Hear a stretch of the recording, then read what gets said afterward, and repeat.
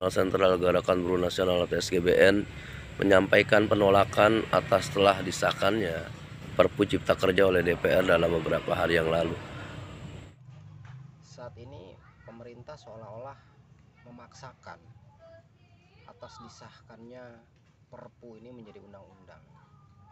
Padahal situasinya kita lihat bahwa Perpu Cipta Kerja ini adalah pengganti daripada Undang-Undang Cipta Kerja atau Omnibus Law yang seringkali ditolak atau mayoritas kalangan-kalangan gerakan atau orang-orang yang paham di rakyat Indonesia ini menolak tentang Omnibus Law tersebut atau Cipta Kerja. Nah, setelah ada putusan MK bahwa itu adalah inkonstitusional, terus kemudian muncullah Perpu. Nah, kalau kita lihat saat ini bahwa banyak buruh-buruh yang di PHK, terus banyak juga buruh-buruh yang mengalami perubahan sistem kerja seperti dari karyawan tetap berubah menjadi kontrak, terus kemudian juga ada yang berubah jadi magang. Intinya saat ini magang merajalela.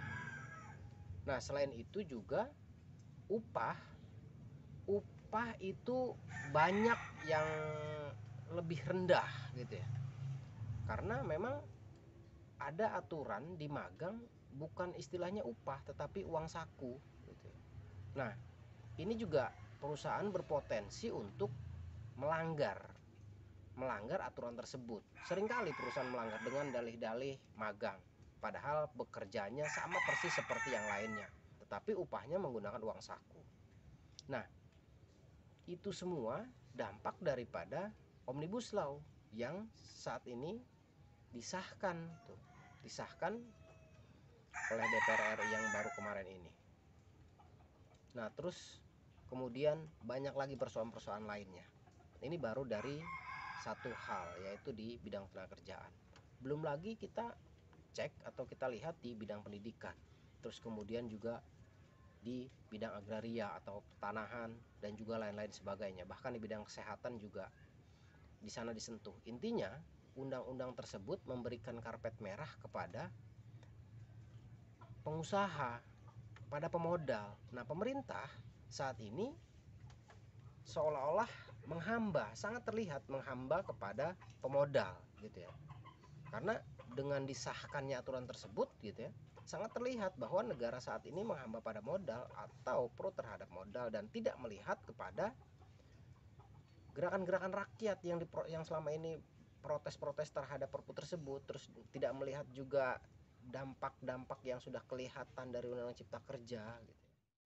Dampak hukum dari Perpu tersebut jelas semakin memiliki kepentingan bagi pengusaha besar atau korporasi untuk semakin melakukan liberalisasi, perampasan lahan, politik upah murah, dan lain sebagainya yang pada akhirnya negara dipergunakan untuk kepentingan kelas pengusaha. Berarti elemen gerakan sudah berbicara tentang bagaimana mengkonsolidasikan gerakan, bagaimana menyatukan komunitas-komunitas, menyatukan kelompok-kelompok dari kelompok terkecil sampai dengan kelompok besar gitu ya, menyatukan gerakan tersebut dengan pastinya menghilangkan sementara ini perbedaan-perbedaan yang ada gitu.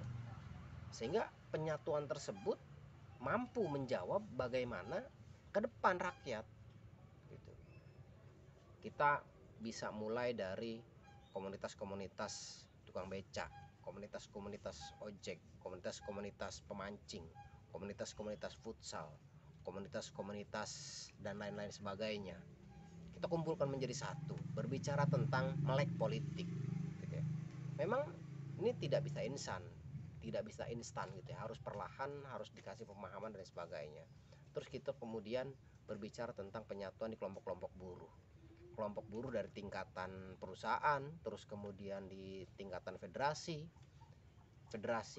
yang ada di Indonesia sangat banyak. Kita berupaya menyatukan sebanyak mungkin gitu ya. Begitu juga tingkatan konfederasi, kita harus berupaya menyatukan untuk gerakan tersebut menjadi besar. Selain itu juga ada organisasi-organisasi keagamaan. Organisasi keagamaan perlu dirangkul atau disatukan di dalam satu kelompok yang tujuannya sama, saya rasa banyak juga kelompok-kelompok gerakan Islam yang juga banyak menolak cipta kerja atau regulasi yang saat ini keluar yang tentunya menyengsarakan rakyat. Intinya ke depan memang kita harus berbicara tentang bagaimana menyatukan kekuatan tersebut, maksudnya menyatukan kelompok-kelompok kecil sampai dengan kelompok besar sehingga tujuan tersebut adalah menjadi sama gitu ya. Nah, saat ini kita memang disuguhkan pada pengalaman gitu ya. Terlihat nih seringkali pemerintah setiap mengeluarkan aturan itu seringkali pesanan, seolah-olah pesanan daripada pengusaha. Nah, sehingga setiap ada regulasi keluar, rakyat seolah-olah sudah disuguhkan kepada kadu pahit terus-menerus, sehingga tidak perlu lagi baca, tidak perlu membaca aturan tersebut. Kita tahu bahwa itu bukan untuk rakyat tetapi untuk pengusaha, dan tentunya Maka penolakan merupakan keniscayaan dan perkuat konsolidasi dan penolakan perlawanan. Saya sebagai pekerja menolak Perpu Cipta Kerja yang telah disahkan dan telah menjadi undang-undang. Atas nama rakyat Indonesia menolak keras tentang Perpu Cipta Kerja yang sudah menjadi undang-undang. Dan saya juga atas nama pekerja meminta untuk mencabut Undang-Undang Cipta Kerja yang sudah merugikan kaum buruh dan kaum pekerja serta rakyat Indonesia.